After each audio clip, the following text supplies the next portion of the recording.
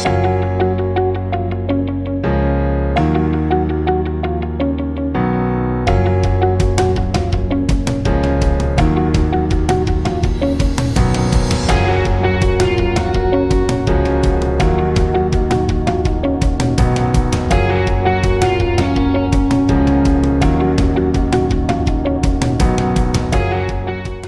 think we're ready to start. My name is Luis Damert. I am the Latin America Director for the Natural Resource Governance Institute, NRGI. And this is the fourth iteration of a series of webinars we are holding on strategic minerals, supply chains, and governance challenges in the Andes. This is a series that has been in Spanish. This is the first and only time we're going to be doing it in English. This is a project funded by the GIZ, the German Corporation. And as I said, this is the fourth series. The first one was an overview on the issue of critical minerals in the Andes. The second one made a reflection on the governance challenges associated to this new issue. The third session was focused on the challenges for transparency across the supply chain. And this session, we are focusing on the global supply chain for electric vehicles, batteries, and the governance implications for this. Just wanted to thank you for coming. I want to remind you that this is the last session of the year. Next year, we are having case studies, one about lithium in Chile and Bolivia, one about copper in Peru, and one about coal in Colombia. And then we are going to have a final session in which we discuss the civil society's governance agenda around critical minerals in the Andes. Okay, so I just wanted to thank you for coming. With no further ado, I will hand it to my colleague, Margarita Batle, who will facilitate this webinar. Thank you. Hi, everyone. As Juan Luis said, thanks for coming. Thanks for joining us today. I'm Margarita Batle. I work at the Natural Resource Governance Institute, NRGI. I'm based in London. So what I will do first is provide some housekeeping clarifications. Basically, this session, as you might have already seen, will be recorded. Then you will be able to access it on our website, but it'll also be shared with you. This will be a 90-minute session. We will first have a presentation, then some comments from our guests, and after that, a Q&A. Time for you to raise any questions you might have or engage in discussion. So please, if you have any questions during the presentation or at any point, drop them on the Q&A box. Just to say that if you feel more comfortable asking those questions in Spanish, that's totally okay. We'll be able to translate them or just post them as they are and will be answered by our guests. Well, as we were saying, today's topic will be presented by Patrick Heller, and then we will have comments from Emily Hirsch and Victor Andrés Garzón. So I'm going to take some time to introduce them all so that we can then start with our session.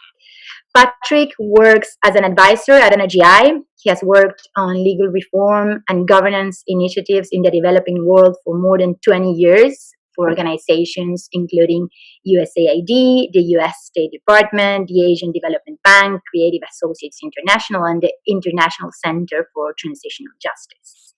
He's a senior visiting fellow at the Center for Law, Energy, and Environment at the University of California, Berkeley.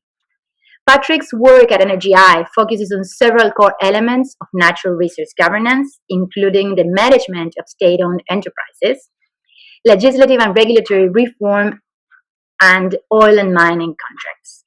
He coordinates the organization's emerging work on the implications of climate change for the economies of resource-dependent countries.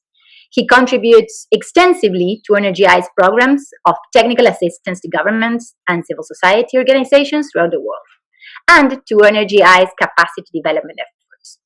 He has facilitated courses on oil, gas, and mining legal frameworks with partner institutions, including the University of Oxford, Columbia University, Gadjah Mada University in Indonesia, the Catholic University of Central Africa, Cameroon, and the Universidad Externado de Colombia in Bogotá.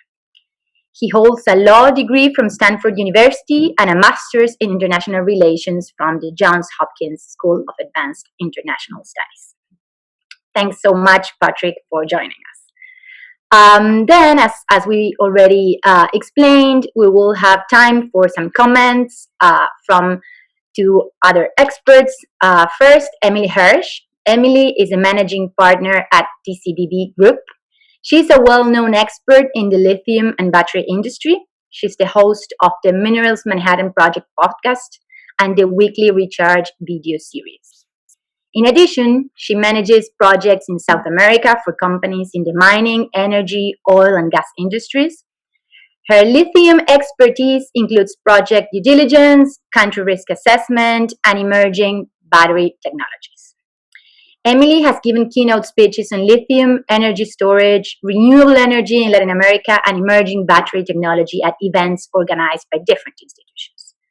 In 2018, Emily founded AMES Argentina, the Association of Women in Energy and Sustainability in Argentina. She's a member of the International Kappa Kappa Gamma Brotherhood and the Electrochemical Society. Emily has a Bachelor of Science in Economics from Tulane University, a Master's in International Affairs from American University, and has done graduate course in renewable energy at the Instituto Tecnológico de Buenos Aires, IRBA. Lastly, our other expert that will be commenting after Patrick's presentation is Victor Andrés Garzón. Victor is a mining and metallurgy engineer from the National University of Colombia. He holds a master's degree in metallurgy from the Universidad Católica del Norte in Chile. Since 2013, he has worked on issues of governance of natural resources, specifically transparency, public-private partnerships, taxation, and economic linkages. Their interest is to analyze and propose the best ways in which an adequate management of mineral resources can be translated into long-term development for the host countries and territories. From his work with the German cooperation, he has supported processes of governmental institutions, civil society organizations, and multi-stakeholder groups in the Andean region, as well as multilateral institutions. Previously, he worked in the private sector as an operations and planning engineer, as well as a research and development engineer in underground gold and copper mines in Chile and Colombia. Currently, he focuses on transparency and mining taxation issues and the implications of the energy transition for the mining sector.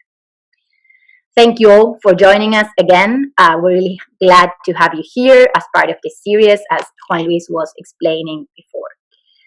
So basically, to go directly to the presentation, I will just share with you some points about Patrick's presentation, and then I can give him the floor to really start, to really kick things off. So Patrick Heller's presentation will focus on how the mineral inputs into electric vehicle batteries fit into the global push to increase the penetration of electromobility.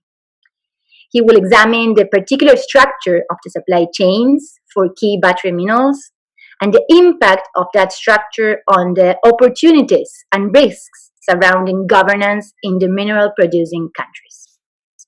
He will also examine the set of international initiatives that is emerging around battery supply chain sustainability, in order to brainstorm on the impact that these efforts can have on governance in the region.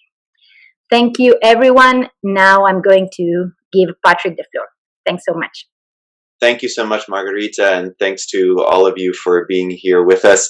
And let me begin by apologizing by saying that I think it's because of me that this session is in English and not Spanish.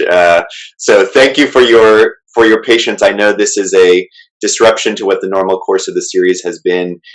You don't want to hear me try and struggle through doing the presentation in Spanish, so I appreciate your patience. And as Margarita said, what I'm going to try and focus on in my remarks, and I hope it will be building on what you've been doing up till now in the series, is starting to look at what the characteristics of the international supply chain for electric vehicle batteries are as they've been developing, and what the implications of those characteristics might be for governance questions that you're facing in your work as civil society activists in the region. I want to start by saying that this is a work in progress, and we in NRGI, in partnership with my colleagues at UC Berkeley, have been over the course of the last year or so doing some research, and in a minute I'll show you the reports that we've come out with, doing some research funded by the Climate Works Foundation on what the electric vehicle supply chain looks like, where the major points of friction and challenge are in the supply chain, and what that means for how we think about the sustainability of the electric vehicle industry, but also sustainability in the mineral producing countries themselves. And why I say it's a work in progress is, we spent the better part of a year trying to understand and start to unpack pieces of that international picture. And what we're doing now, in consultation with several of you on the call and other experts worldwide, is to start to think about, okay, if we're looking at questions of governance in the mineral producing country, what do the traits of the international marketplace mean? And how does that change our agenda as governance activists and governance advocates? And so what I'm going to present to you today is a work in progress version of what we're starting to think about in terms of, okay, how does the international structure impact on what all of you are doing within the countries where you're working? And so I'd encourage I'm so grateful to have Emily and Victor Andres here today. Their expertise surpasses mine on so many of these issues, and I'll look forward to their feedback on some of the thoughts that I'm putting out there, but also to all of you who are participants in the call, because what we're trying to do here is a brainstorming process, right? And I'm going to put some ideas out there on, okay, what does this international structure mean for the work that you're all doing in the region? But we all need to be learning together in all of this, and so I'll look forward to your feedback. I'm going to put a slide deck up. Okay, Margarita, can you just confirm, do you see it? And is my face still visible somewhere on your screen? Yes, it is. Okay, great. So these are the two reports. I presume we'll circulate these materials, but these are the two pieces that we came out with over the course of this year. And really they are I would say, primers on what we've learned through the consultations that we've been doing. So we, NRGI and Berkeley Law, have been consulting with industry representatives from mineral companies, battery companies, electric vehicle companies, with civil society activists, both globally and within the producer countries, including some of you on the call today, with international initiatives, with bilateral and multilateral donors, to try and unpack the ways in which the structure of the supply chain are relevant for governance choices and the sustainability of mining within the producer countries. And as I say, the goal is really in both directions, right? The goal is to share some recommendations on how international supply chain efforts, and we'll spend some time talking about them, can improve so as to be more relevant to the core governance challenges in producer countries, but also in the other direction as well, how those who are seeking to influence policy and governance within the producer countries can take advantage of and can better understand what's happening at the international level. So that's what I'll spend the next 30 minutes or so sharing with you today. I'm going to do three things, which you see on your outline here. I'm going to talk a little bit about kind of how electric vehicle markets are evolving and some of the core mineral inputs that are necessary for an increase in in the uptake of electric vehicles in the global marketplace. A lot of this will probably be familiar to many of you, but I think it's helpful as a way to kind of put the discussion into context. Second, I'll talk about the structure of the supply chain, and as I said, share some initial brainstorming on how core elements of that supply chain structure and the way in which these markets function impact producer countries. And then finally, I'll talk about international clean battery initiatives. As you'll see, there is a proliferation of initiatives that are trying to promote sustainability in the electric vehicle battery space. And we'll talk a little bit about some of the leading ones, but also some overarching observations about the way these initiatives are functioning and ways in which they can be improved. I've asked Margarita to cut me off if it looks like I'm going over time, because I want to make sure that we have lots of time for discussion. You'll see I have my stopwatch with me here as well. So let's start by talking about the evolution of electric vehicle markets and their mineral inputs. I think the core is this, right? In order to achieve global climate goals, a significant transition from internal combustion engine vehicles to electric vehicles is a core part of the picture. And I think that's the place that we need to start this discussion, is by situating what's happening within the mineral producing countries within this global drive and the absolute critical nature of a shift towards electromobility.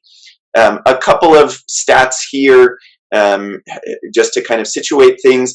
So on the left-hand side of your screen here, you'll see the contributions to carbon emissions by sector in the IEA's most recent data.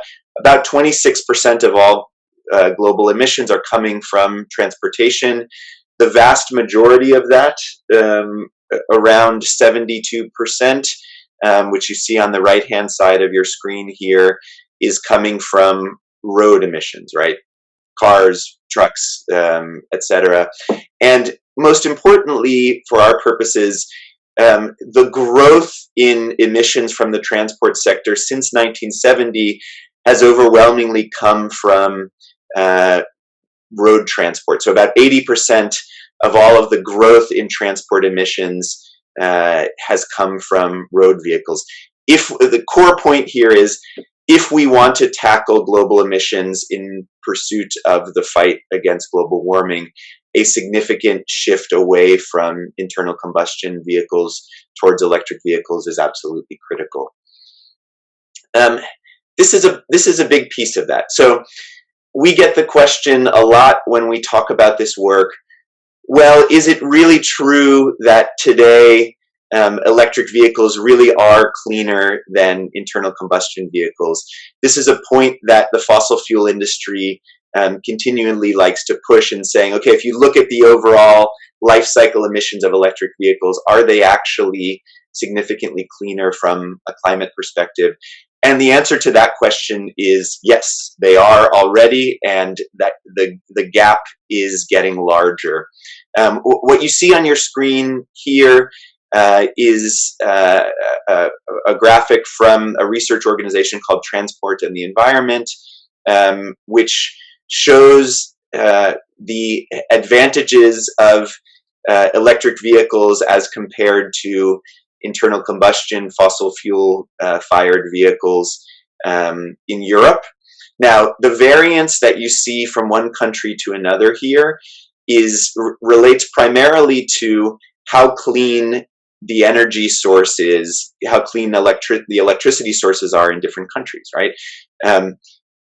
Charging an electric vehicle requires linking into the electrical grid of the country that the consumer is in.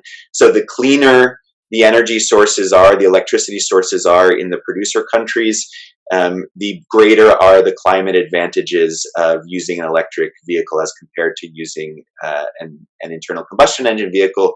So you'll see that already in Europe, quite significant advantages. And if you look at the orange bar on your screen here, you'll see that across the board, it's projected that as the electrical grids get cleaner and cleaner in these countries, the advantages of electric vehicles will get greater and greater. Now, there's always the elephant in the room here, which is China, where we've seen some of the greatest growth in electric vehicle uptake in the world. Even today in China, and where energy generation tends to be less carbon friendly in China, less climate friendly in China than is the case in Europe. Already today, most estimates have electric vehicles that are used in China at somewhere between 10 and 20% cleaner than internal combustion engine vehicles. And again, those advantages are likely to grow over time. So first starting point is electric vehicles significantly better from a climate perspective than internal combustion vehicles, and those advantages are likely to continue to grow over time. What you see here is reflective of a reality that there's been tremendous growth in purchases of electric vehicles across the world from over the course of the last decade, driven very heavily by new purchases within China, but also within Europe and to a lesser degree in the US as well. So we're seeing really significant growth in the stock, but the reality is we are still nowhere near the uptake of electric vehicles that we need in order to achieve the Paris climate goals or any significant alleviation of climate change. What you see on the right-hand side of your screen here is the International Energy Agency's estimates of how much we would need electric vehicles to grow, the electric vehicle market to grow, if we are to meet the Paris goals. So if on the left-hand side of your screen, 2019 looks pretty big, but if you look on the right-hand side, we're still scratching the surface of what the world needs if it's going to achieve climate sustainability. So huge growth necessary in the coming decade. Now, there's been some progress in that shift away from internal combustion vehicles, and I think there's the promise of more progress. Part of that comes from technological advances and reductions in the cost of building electric vehicles, which makes them more affordable to consumers, extensions in battery life, other technological changes.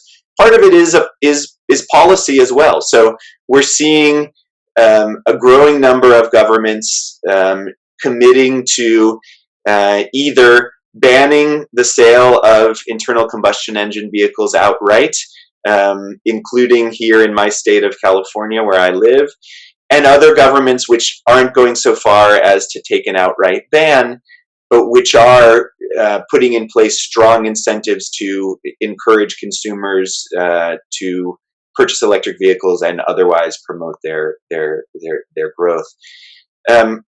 What I'm showing you on the slide now is a map created by a think tank that's looking at where countries have already undertaken policy commitments. I won't go into the details now, but as you see, sort of dominated by Europe, with less progress so far in Asia and in the US. All of these slides have hyperlinks to the sources, so I'd encourage all of you to go take a look if you're interested in diving in more detail. So, as we all know, expanding the EV market in this way means significantly expanding mineral production. Now, here's where I reissue my caveat. I am not a chemist. I am not an engineer.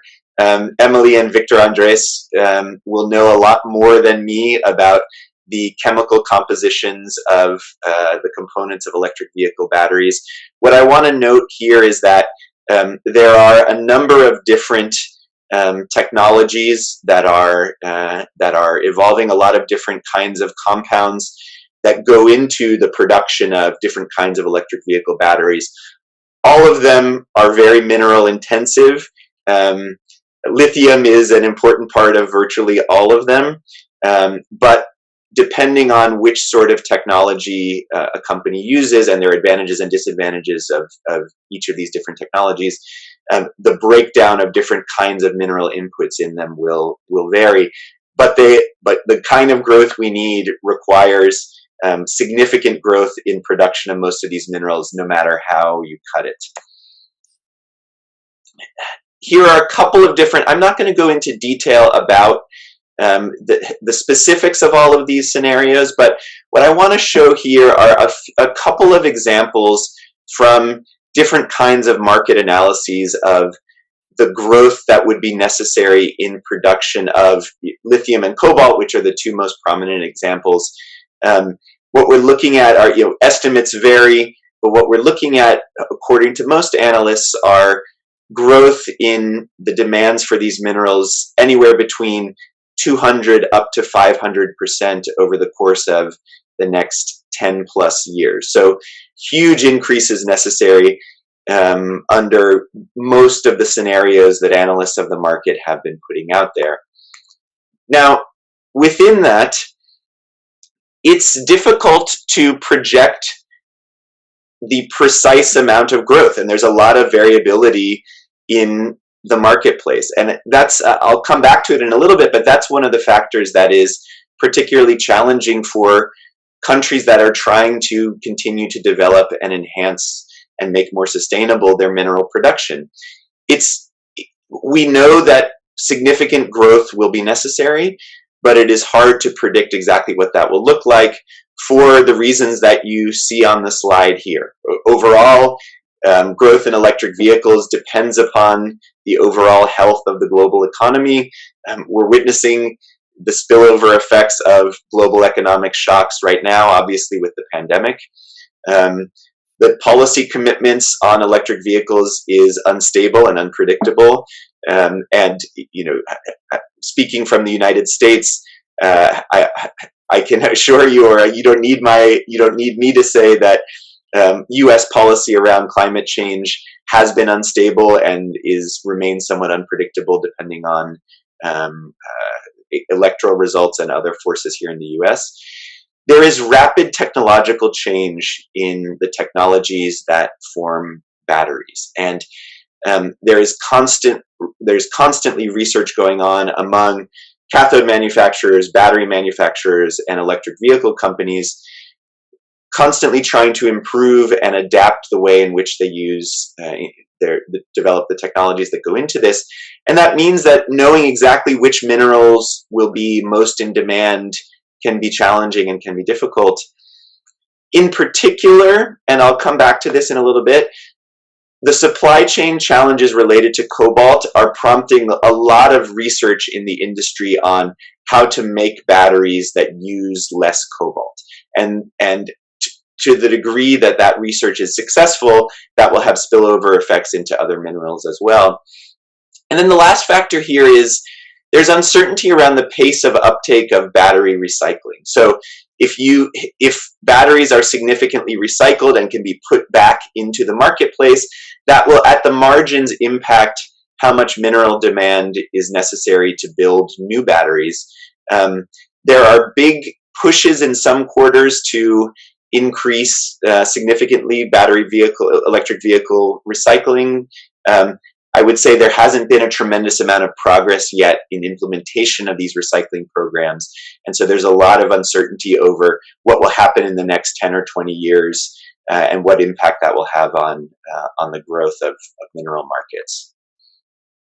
So that's a little bit of an overview of where the pieces fit together in this sort of battery electric vehicle nexus. Now I'm going to get into the structure of the supply chain and its impacts on the producer countries. Again, some hypotheses on impacts on the producer countries. And I want to start here by flagging something that Juan Luis and I have talked about a lot, and that I know is an issue that several of you are facing as you think about the evolution of your advocacy around mineral sector governance in strategic minerals within Latin American countries. And that's to say this, you hear a lot of different terms used, right? Critical minerals, strategic minerals, green technology minerals. And what I want to focus on is that typically when we hear the term strategic mineral, that is used to refer to, that is a term that refers to the perspective of the producer country, right? So a mineral is strategic to the economy of your country if it is a core pillar upon which the economy depends, if it has particular implications for national security, etc. Typically, the term critical mineral is defined from the perspective of the consumer country.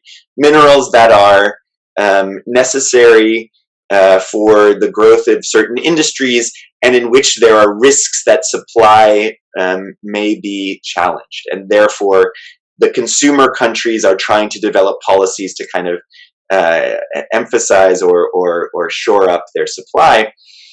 But I like to talk, or we're increasingly in NRGI talking about major versus minor metals. Now, major metals include things like copper, bauxite, iron ore, and what's particular about them are, or what's generalizable about them are, they have a wide range of uses. So they're not, even though an electric vehicle uses significantly more copper than an internal combustion engine vehicle does, electromobility is a relatively small share of global copper markets, right? Copper is integrated across a wide range of uses.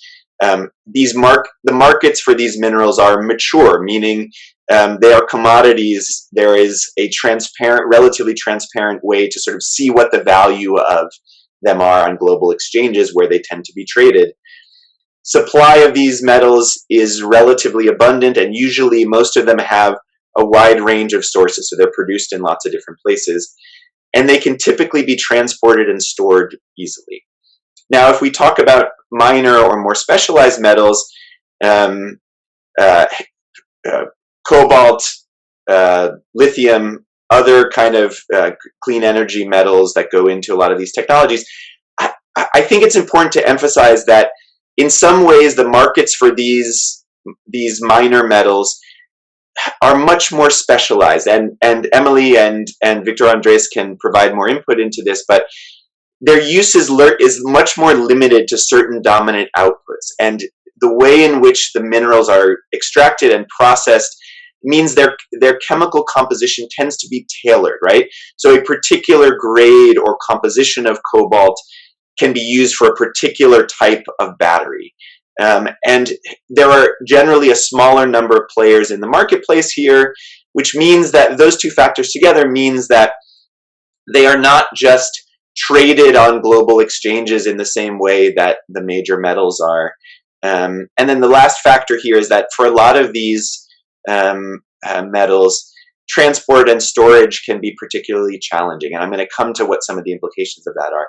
So the reason I like to bring this up is these distinctions really matter. And when I'm talking about kind of the impact of the market structure here, I'm talking primarily, and some of the brainstorming that we've started to do is thinking primarily about what is it that is particular about the marketplaces for some of these more specialized materials, and what does that mean for governance and the way that you're thinking about managing them.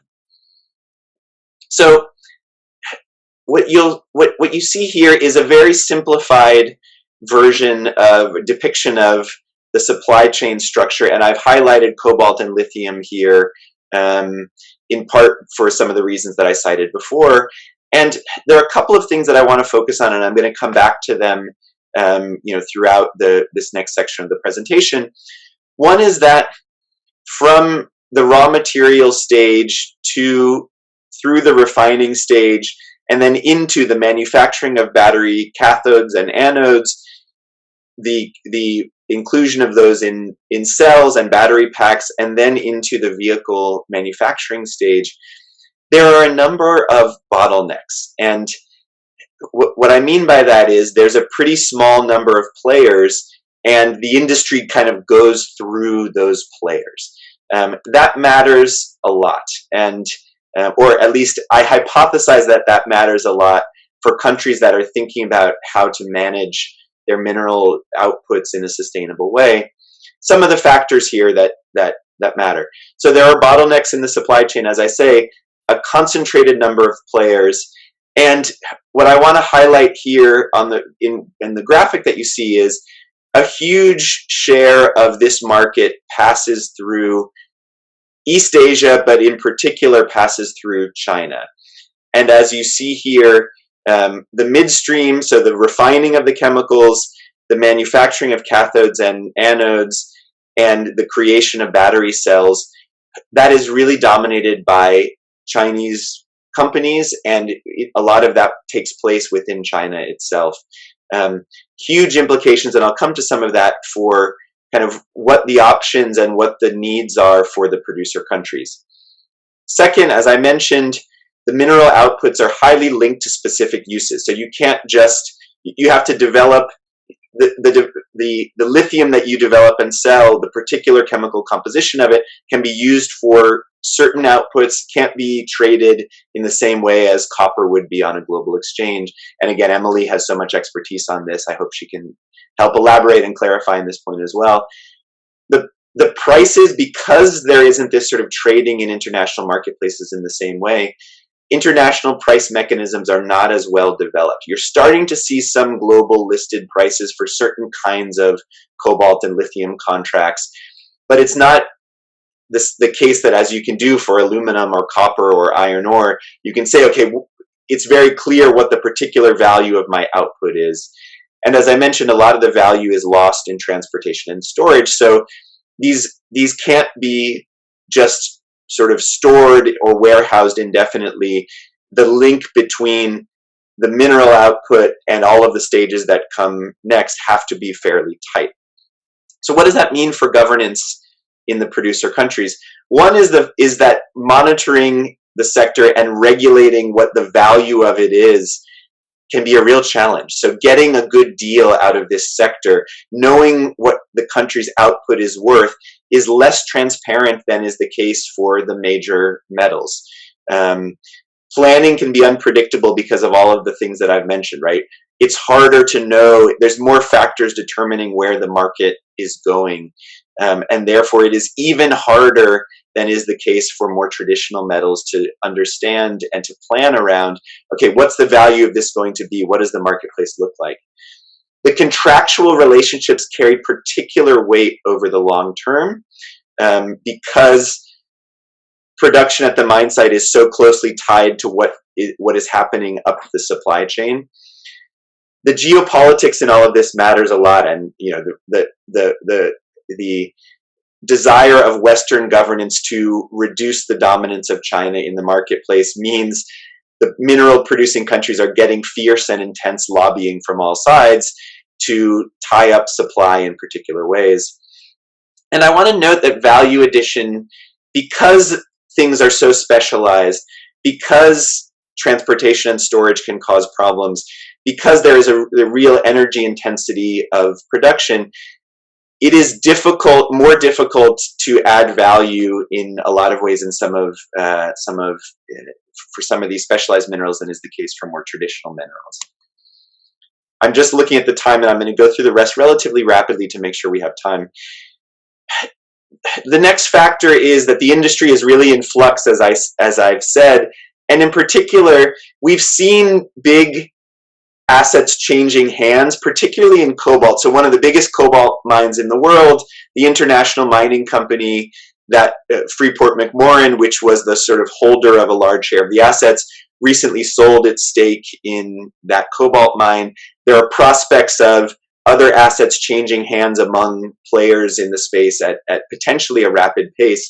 And the transparency both around these transfers and, to be honest, around the contracts that are governing these sales remains really limited. In preparation for this session, we have a database, resourcecontracts.org, where we post as many publicly available mineral contracts as we can. I looked up what lithium contracts are publicly available and captured in that database. I found 3 worldwide. Now, we may be missing some, but the reality is that contracts for a lot of these minerals tend to be still very opaque. The implications of this flux are there's a risk of real significant swings. And so as governments are planning around how to get value out of this sector, it is really difficult to plan with any certainty. And then transparency and guarding against conflict of interest are particularly important here. The final sort of market factor that I want to focus on is that large reserves of these minerals tend to be or have a heavy share in fragile, developing, and emerging economies. So the graph you see here are reserves. The circles are the size of reserves, and the sort of darkness of the red is the fragile states index that shows the kind of state of political governance and fragility in the producer countries. The one that is most important to highlight here is that cobalt and the Democratic Republic of Congo play a really outsized role in the global discourse around battery minerals. Congo control, or 60% of global production comes out of the DRC. A significant share of this production is from artisanal production, and that's where you see a lot of the risks of environmental damage, harm to workers, child labor, that tend to kind of dominate the discourse around battery minerals. There have been major corruption scandals in the industrial mining sector in the Congo as well, and there is a long history of minerals being a part of long-standing conflict in the country. And the reason I bring this up connects to what we're going to talk about next, that when you hear people in international debates talk about battery minerals, a lot of the specific concerns that people are talking about tend to really be dominated by these very significant, very real concerns around cobalt in the DRC. So in the few minutes I have left, I'm going to provide a quick overview of what we've seen when it comes to some of these international clean battery initiatives, and to talk about what they might mean for governance in the region in which you all are working. And one of the things that I like to emphasize on this topic is I think there is a real opportunity and maybe some risk in connecting all of our work around governance into the global narrative around clean energy.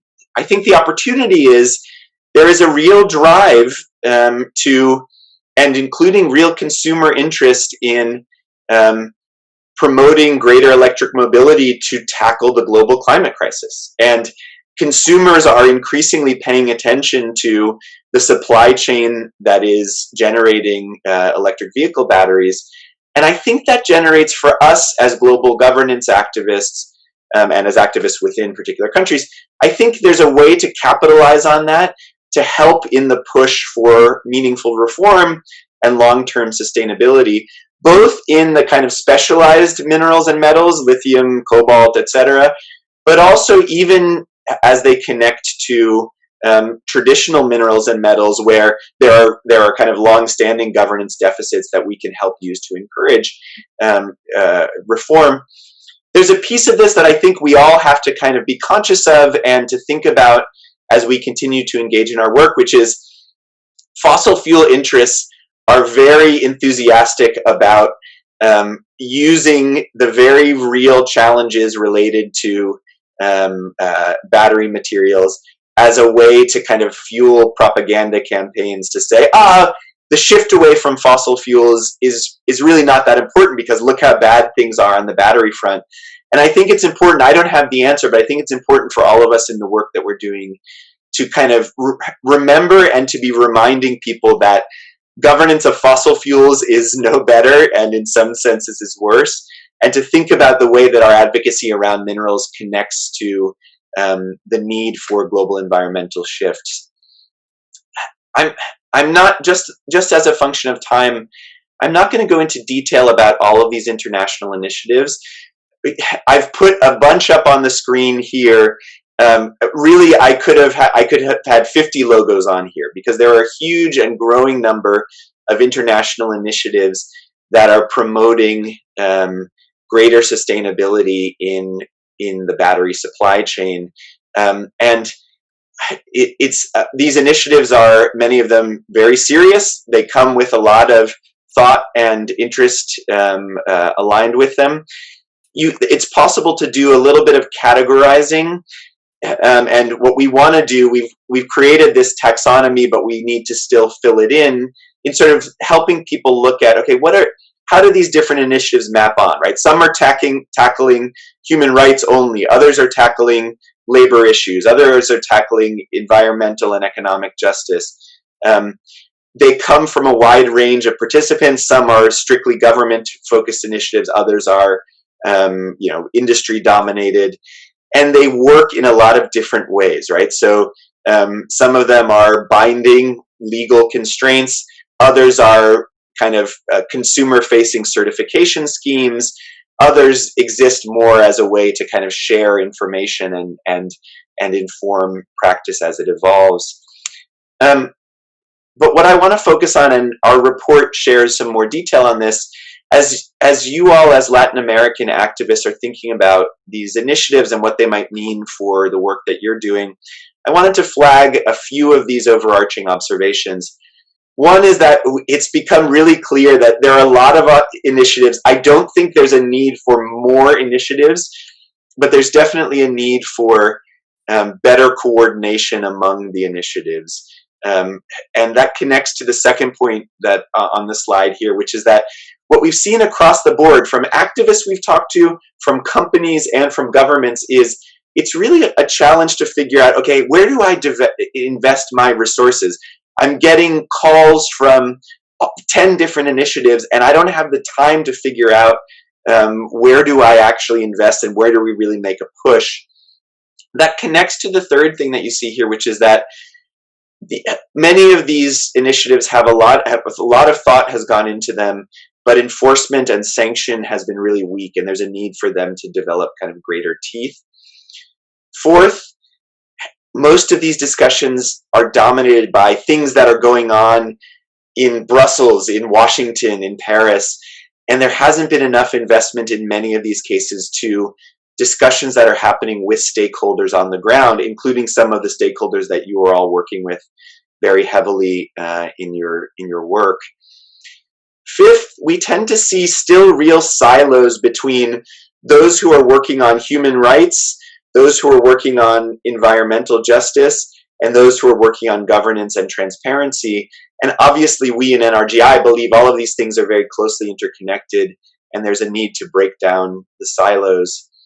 And then finally, and I think important for an opportunity that activists in Latin America have, the drivers, when you look at the content of many of these initiatives, many of them are fundamentally kind of focused on the very serious, very important, particular challenges facing cobalt production in DRC. And a lot of the important environmental issues, economic justice issues that are dominating this discourse in Latin America don't really fit into very well to the way in which these things have been defined and developed. And so I think there's an opportunity for a stronger voice for Latin American activists in some of these global dialogues. I'm just going to skip to the last point here, and then I'll leave it from there, which is, so overall, I've shared a lot of things. This is what I would say are the key takeaways that I would encourage, that your feedback would be valuable, and that I would encourage you to think about as your work on this continues to evolve.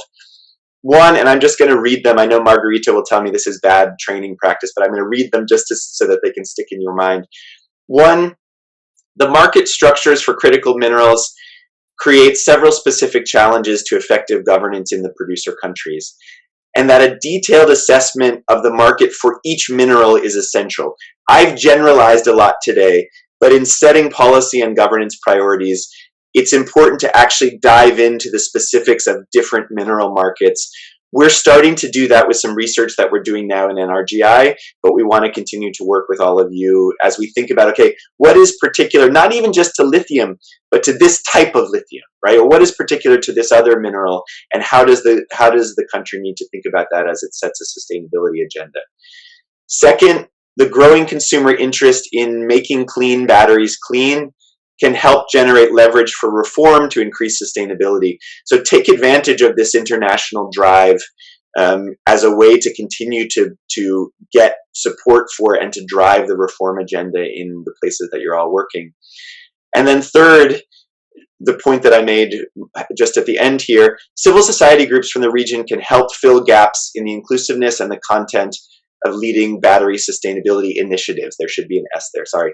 I think there's a greater leadership role that all of you on this call can continue to play in making these international initiatives more effective and more relevant to what you're seeing in the countries where you're working. So I will stop there and turn it back over to Margarita, and looking forward to the feedback from the discussants. Thank you. Thanks for, just, I was about to say we should be wrapping up and you just did. So that's fantastic. So now I'm gonna first give the floor to Emily.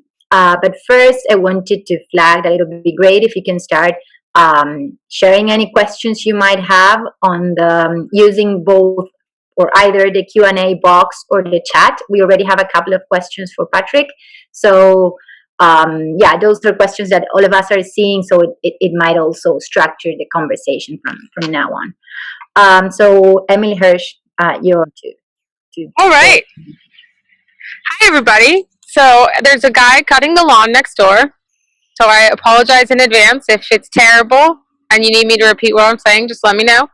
Y'all, I'm going to share my screen for just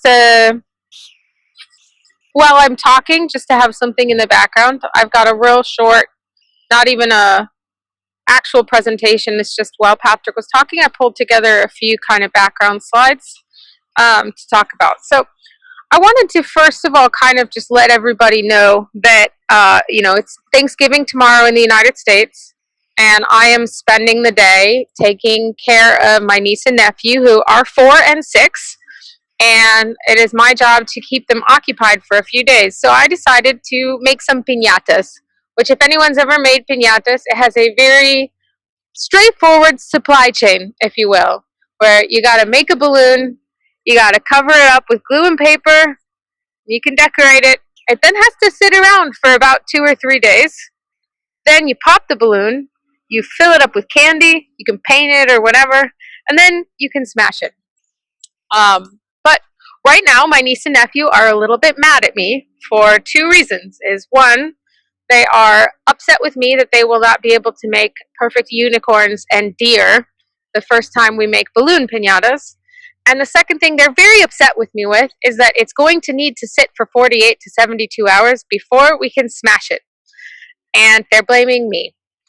And it reminds me a little bit about my constant conversations that I've had over the past 5 years working.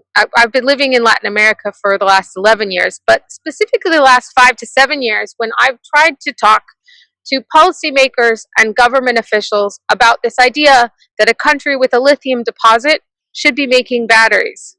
Because the same way that my niece and nephew are mad at Emily that glue has to dry, these countries sometimes seem upset with Emily that they can't just snap their fingers and have a battery supply chain overnight. And so I wanted to kind of just explain why it's not Aunt Emily's fault that Bolivia is not going to be making batteries, that Peru is not going to be making batteries, that Argentina is not going to be making batteries, but that doesn't make them failures. And in fact, you can't make that deer piñata if you don't make a couple balloon-shaped ones first. So this is just a little overview of the 6 specific, I'm not going to call them steps to make the lithium battery, I'm going to call them industries. Each of these squares represents an entire industry with its entire own supply chains, its entire own levels of expertise, and its entire own set of inputs and preconditions that countries have to be able to do before they can even talk about the policies to do them. I've got a paper on this. If anyone wants it, I can send it over, but I'm going to try to keep this a little bit light on the ground in the interest of getting the discussion moving. Second thing to understand is that most of a battery is not made of lithium. So this is a little overview of what's in a cathode. The cathode is the positive side of the battery. The lithium cell CE is a lithium carbonate equivalent. So this is a lithium bearing compound that has to be mixed with all of these other chemicals and additives. And then if you put it into the battery, that cathode is about 22%. So you can kind of safely say that in your final battery, lithium is going to represent somewhere between 3 and 10% of that final battery cost, depending on the relative prices that are going on around it. But I think everyone can kind of agree that just having a lithium deposit is kind of like having a field of wheat. You need that field of wheat to make a wedding cake, but you aren't necessarily going to create a wedding cake shop at your wheat field. This is another little overview. This is Volkswagen's supply chain, but you can kind of see that you have to pull the minerals out. This is the same for everything, including lithium. You have to produce chemicals. So kind of like Patrick said when he talked about a major and a minor mineral, an important distinction between those two minerals is that a minor mineral needs advanced processing to have a value. And that advanced processing step is differentiated between the different players in the supply chain, and it is not a copy-paste from some other existing industry. So just like you have to learn how to make a balloon before you can make a deer, if a country wants to be making these advanced chemicals and adding value locally, they need to start making these chemicals and learn how to do it. Oh, good. More noise. This is one of the slides that I really think is important to understand the lithium market and to understand the lithium market from the South American perspective.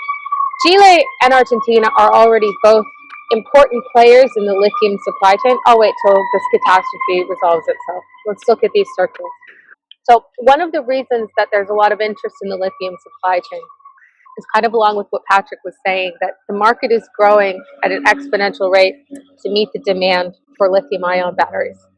And this is the market relative size. And when you look at that as an investor, you look at that as a country, you're like, wow, that's growing really fast. I need to be part of this. And it's important, though, to understand that this little dot was only worth $1 billion. So 2015 was the first year that the entire global lithium market passed $1 billion. To give that a little context, this is the lithium market on top of the gold market. And this is the lithium and the gold market on top of the oil market. So while that growth looks very important, and it is very important, the biggest challenge to the lithium industry is financing. It is not easy to finance a lithium project. It is not easy to find partners with expertise. I'm sorry, guys. Like, trust me, it's better than the babies that are mad at me. It's important to understand that the biggest challenge to building lithium supply chains currently and still is lack of financing.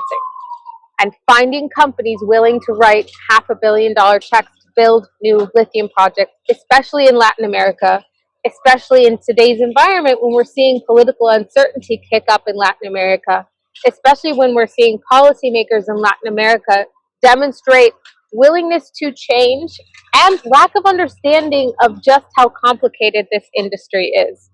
So to kind of close out my talk before something else catastrophic befalls my situation, I wanted to kind of take away from Patrick's talk that I think that his conclusion that we don't need more initiatives. The initiatives need to work together. I want to add on to that the initiatives need to work harder to learn what the battery supply chain looks like from the ground up, because this isn't, but to Patrick's comment where he only found 2 lithium contracts, yeah, there's only 4 or 5 major lithium players. There's only 4 or 5 major lithium projects in the world. And so if Latin America wants to be part of the lithium story, Latin America needs to take a leadership role, which means you can't do analysis from behind a desk in Washington, D.C., because the analyses that you need to read to understand this market haven't been written. And that's what makes it exciting. That's what makes it an opportunity, but that's also what makes it a little bit more difficult and a little bit more challenging. Latin America needs to focus on building these industries. And I'd like to kind of finish off by saying it's interesting that Bolivia has built over the last 2 decades an entire industry around talking about lithium without actually producing anything meaningful for the supply chain. Whereas 20 years ago, China started building the battery industry, and they've become the center of the world for the battery industry. And so I'd like to just encourage everybody to, when talking about lithium especially, but also these other minor minerals, keep it in your mind that these markets look like this. And getting capital, especially getting responsible capital, and getting capital that's going to stick and going to go through essentially the trial and error version of making the balloon to making the piñata that looks like a deer, those players need political stability, and those projects are going to need in the billions of dollars per project. So that's my take on it. I'm gonna turn the floor over to my colleagues, and I am willing to have conversations and do any questions that anybody's interested in. Now a few questions are already popping up, so that's great. Thank you very much. As we said, you can both share your questions in Spanish or English, whatever is easier. But now we will have Victor react to this first interventions, and then we can go directly to answer some of the questions. Thanks, Victor. Okay, thank you very much, Margarita, Juan Luis, and all the NRGI team for inviting me to be here today. I join my colleagues in this interesting discussion. Patrick is not struggling with his English. I hope I won't. So let's see how it works. So my first reaction when I received this invitation was, well, the title of this webinar is Governance Implications, and governance is a very broad concept. So my idea is just to go for some topics that I think are important to keep on mind, and the implications for the Andean region, which in my understanding is the key public audience who are attending this webinar. And I just want to raise some questions. Maybe we won't have all the answers. As Patrick said, this is an ongoing discussion. So yes, let's see if what happens in the coming years, because it is a very quickly evolutionary situation. So yes, I would like to start saying that yes, we are talking about these electric vehicles because the transport is really important for decarbonization, yes, but also I would highlight that it is not only for decarbonization, but also for the control of the pollution, which is also another effect that is really important to address.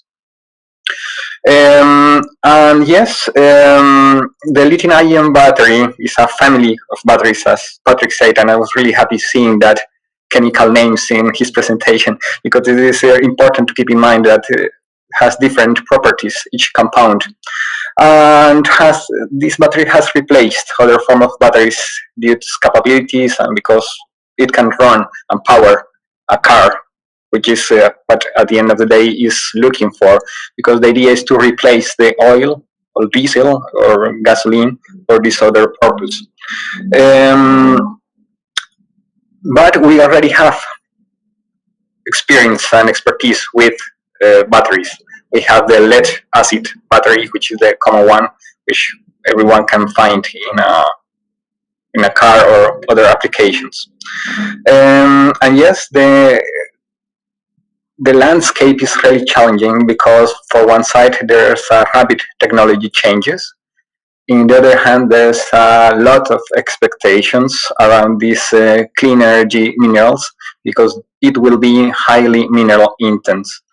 And you know, this famous World Bank initiative, Climate Smart Mining, they tell us on their different scenarios how the quantity of minerals will be needed just to move into the greener technologies, and the amounts are pretty huge. So you can easily find the actual demand multiplied by 20 times or something like that, which is really huge.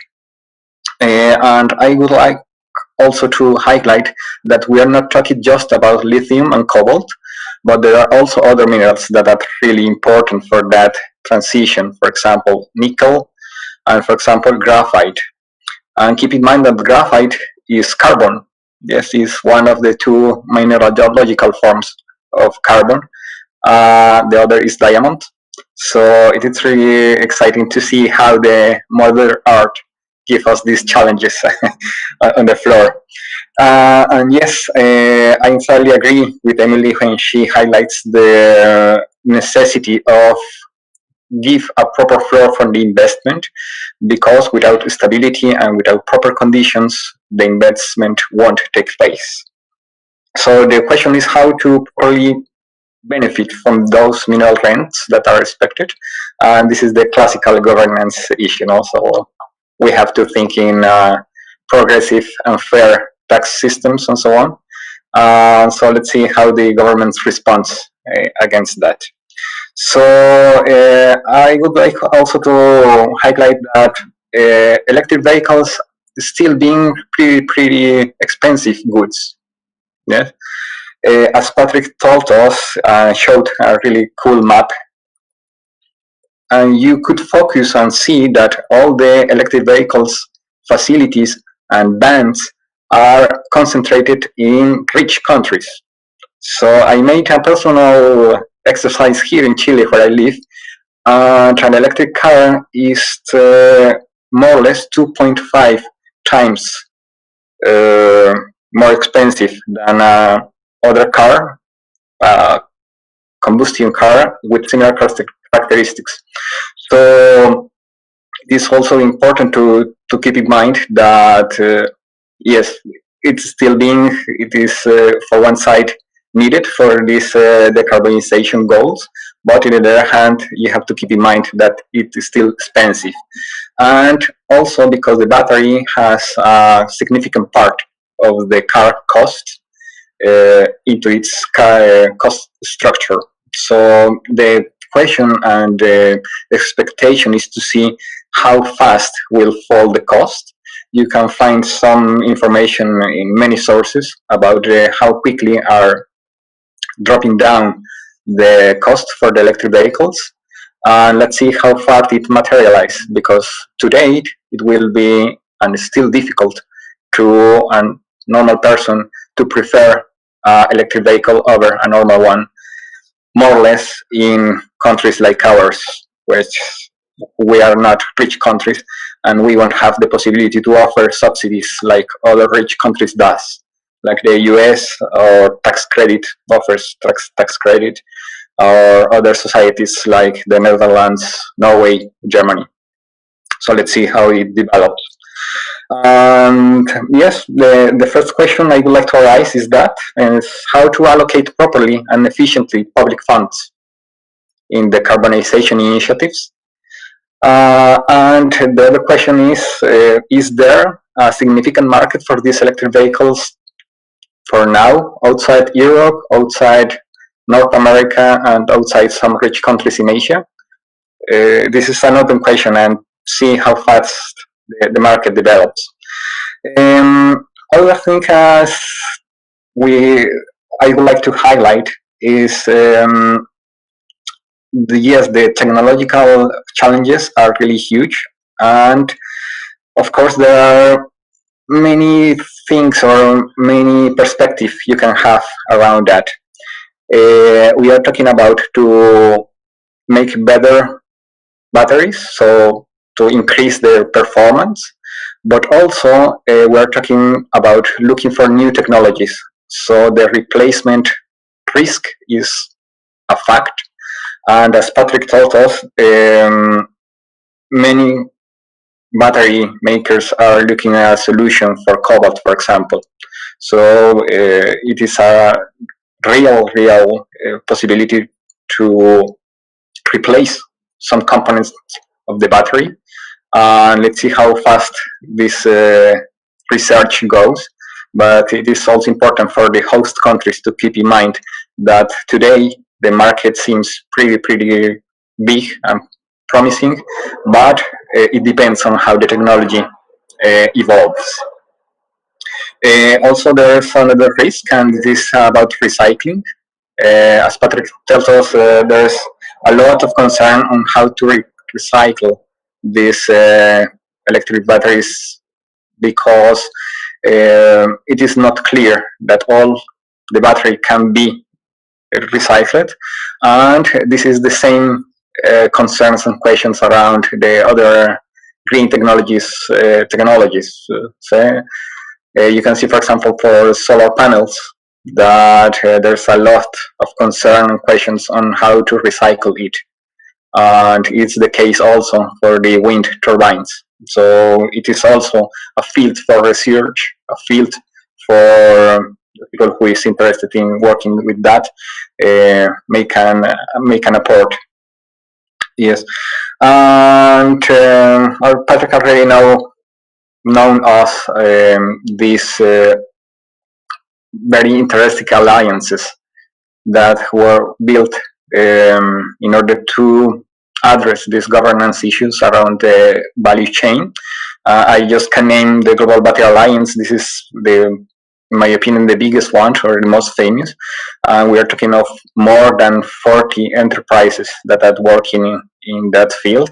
So it is very interesting to see how this evolves. And there's an idea about a battery passport related with that responsible sourcing, but also for recycling, circular economy, and all those new concepts that all these guys are talking about. So it is an interesting one, and if any of you are interested, please go there and check what are they saying.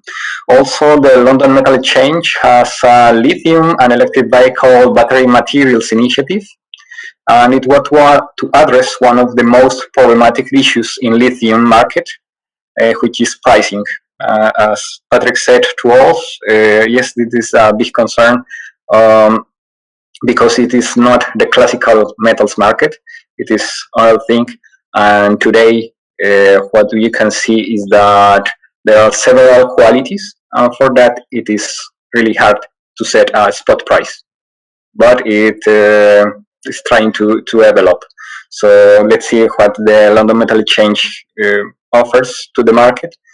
And there comes another question, and is given this international interest, how can the governments and business work together to promote efficient public policies and research and development projects? I think the technology is a key player, and yes, let's see how it works and where. And now, talking about the role of the Andean region in the value chain, we are mostly suppliers of the commodities because the capabilities to manufacture and construction of the batteries are places outside.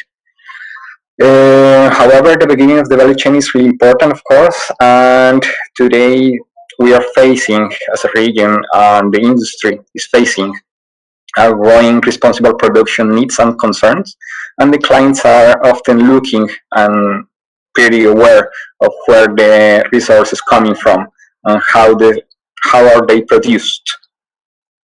Topics like the use of water, the human rights, and so on are really important, and it is a real movement in the developed world to see how these materials and batteries are made. You can expect that at least in the European Union, the standards for the human rights will evolve and will be more strict. So let's see how it evolves.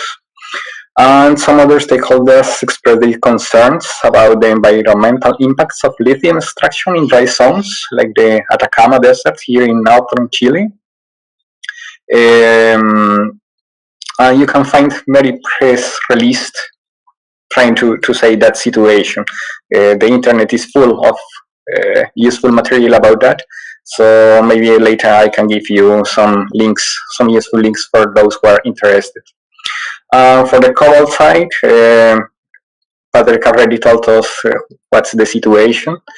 And there are other minerals, for example, nickel, which is also exploited in the region. So let's see how it happens there. But a fact is clear that the consumers are increasingly worried about the standards that are made or how the products they consume are produced. So here's the classical governance issue. So it is regarding the how to coordinate the stakeholders, and it still has no clear answer. But it is an interesting question to see how this develops, because here in the region there's growing concerns about the production, and the companies are responding to that. You can see those some portals at the internet where you can see some details about the production, for example, of SQM. is the lithium and other minerals producer here in northern Chile. So, and and I would like to highlight also that there are other materials, but there are many countries that are increasingly interested in to see how the possibilities for they are in this new market. As we said, the market perspectives are really, really high, and of course, it creates an interest. And many other countries, like for example Brazil, like for example Mexico or Peru, are looking to develop new mines on lithium particularly, but also in other minerals that are important for the energy transition and for the batteries.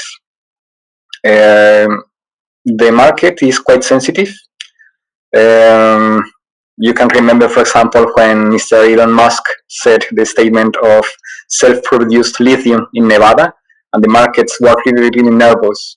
But then they came to the reality that to produce lithium is a complex process, and it would take time for Tesla to develop the facilities. Or even the fact that when Mr. Musk already said that he's offering a big contract for nickel producers, and many people in the industry were saying, well, where will we find this clean and green nickel, because it was hard to find. So there's more governance issues around them. And there's another question, and is how to attract the quality investments, because you have to agree in fair terms of taxation, manage the rent properly, and in a transparent way. And of course, try to guarantee the environmental care. And all of this you have to do all at the same time. So the challenge is not easy for the host countries. And of course, the civil society organizations have a lot to do and to campaign, of course, backing up these international trends, but also keeping in mind the local situations. And of course, and finally, I would like to highlight the thing is, yes, there's a question around how to make complex the value chain and try to develop some value added here in the region. Emily already said to us that it will be really difficult, and it is, in fact. But at least here in Chile, there's an attempt to do that.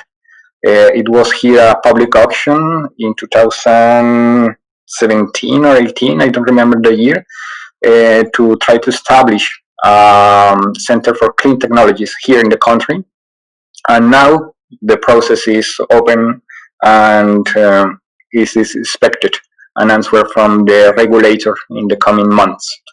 So the question is valid, and yes, everyone is thinking around how to make complex economies here in the region, more diversified economies, and the fact is clear that the facilities for the processing is still located in the developed world. So what would be the role of the countries here in the Andean region to try to join in a proper manner in this global value chain? So I would keep my comment here. And yes, thank you very much for the invitation, and of course open for the discussion. So we have, there's a whole conversation going on. We are using all the Zoom features here, the Q&A, the chat, and while we're transmitting also the live conversation. So have a look at the chat and what's been going on there, because it's interesting to keep an eye on the questions and answers that have been taking place. I do think we have several questions, and it's already 8 minutes. We might run a bit over the time, and perhaps if any of you want to stay, you can stick. If you want, you can leave. But basically, there's a kind of, I would say, more general question, and I will throw it and for Patrick, Emily, or Victor to chime in if you want. There's a question could transfer lessons and models from international extractive industry governance mechanisms to electric vehicle battery governance. And I think this is something that was addressed by Patrick at some point, but it might be interesting to have a quick thought about that. Should we focus on initiatives on outputs? Or should we focus, initiatives on outputs products like electric vehicles, or on specific minerals and metals? And there's also a question around whether NRGI will be focusing on other green, clean energy outputs. There's one that would be a big question, I would say. And then we have a couple others. There's a question about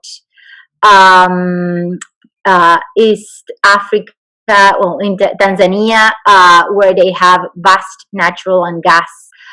Started applying it into vehicle as a source of fuel. So there are a bit of natural gas, comparing it with petrol and gas in electric vehicles and the green environment. These are both kind of connected. So just wanted to put those on the table, and again, keep an eye on the chat because conversations are also taking place there. Also, I mean, just to say that we're all seeing what questions are popping up. So if you feel like answering to others or connecting them, just go ahead. Perhaps we can start by giving forward. It's fine. Yeah, and it's amazing to see, Emily, you are so much more of a wizard than I am at responding to the chat in real time. I can't walk and chew gum at the same time. But to share a couple of reflections on the points you raised, Margarita, from the great questions, on the lessons of kind of extractives governance as we have done it up till now, and how we kind of apply it in this space. I think my sense is that there's elements that are the same and elements that are different. And at the parts where I think our toolkit can really serve us well is fundamentally, I think a lot of the priorities for governing, electric vehicle materials right are core elements of the toolkit that we've been developing and pushing collectively over the years, right? Transparency, accountability, checks and balances, guidance against corruption, detailed economic and market analysis so as to make the right decisions about how to exercise leverage, etc.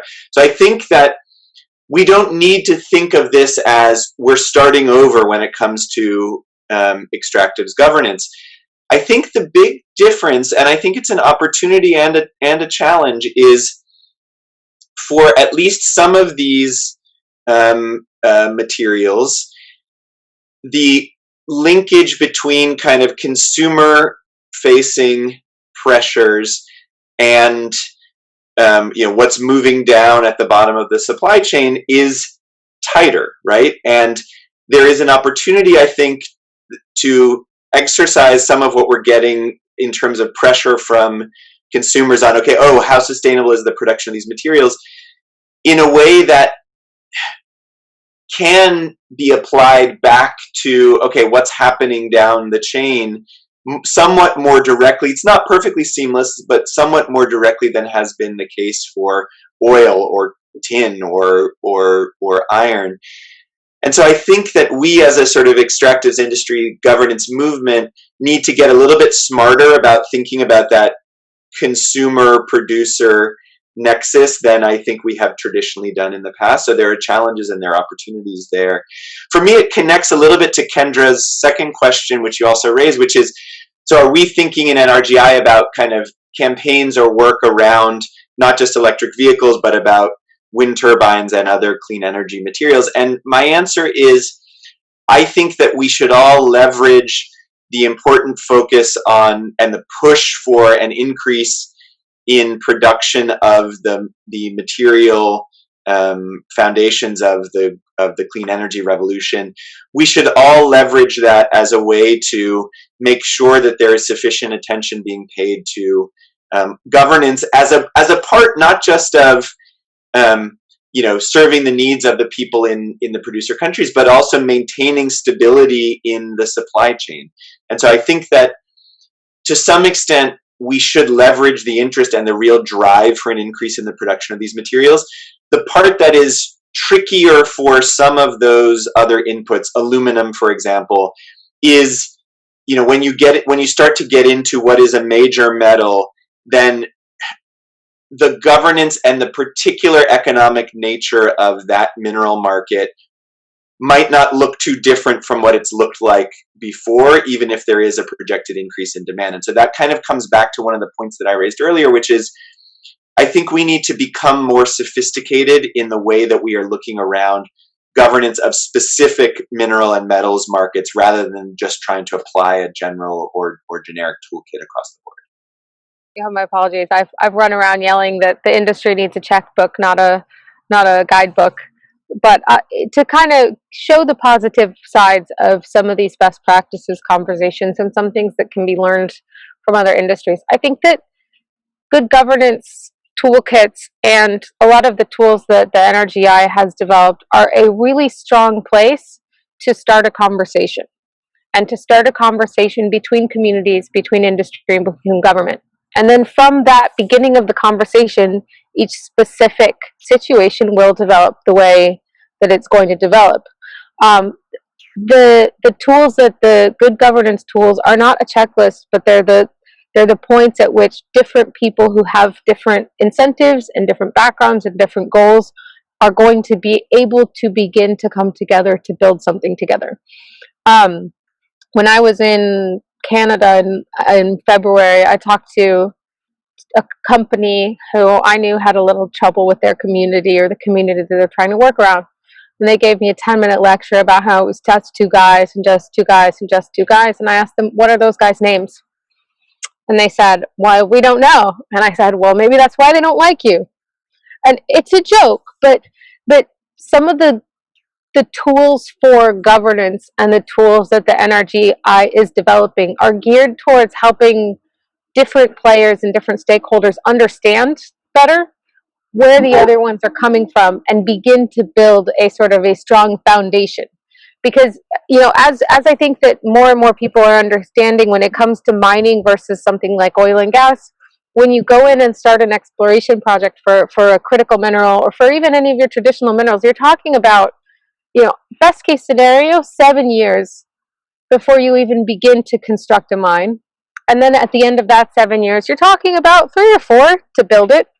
And then you're talking about production over 30, 35 years. So realistically, these mining projects have a 50 to 70 year lifespan. And so you're building a relationship that is going to need to have the ability to be flexible and change over time. And so I think when looking at how to apply best practices and how to learn from other industries, these are all tools to start a conversation and develop a strong relationship that's capable of supporting a project over time.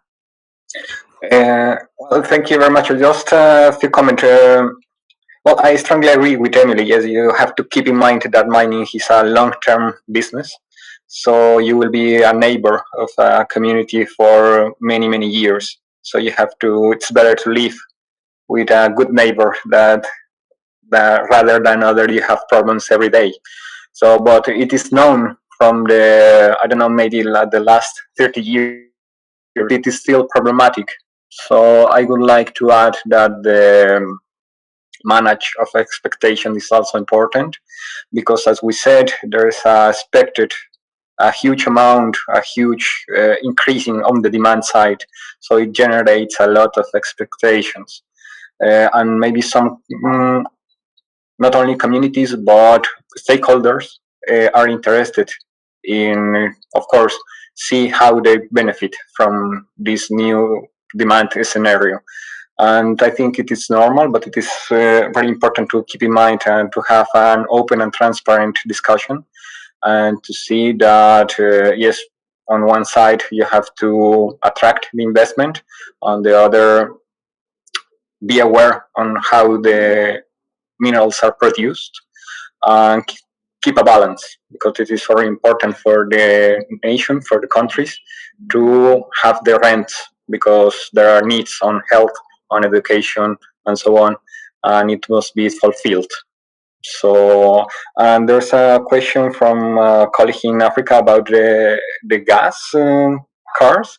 I don't have an answer of that, but you can check the Colombian experience on that, because it was a transition that started maybe 20 years ago, when, because of the prices, the natural gas was used as a fuel on cars.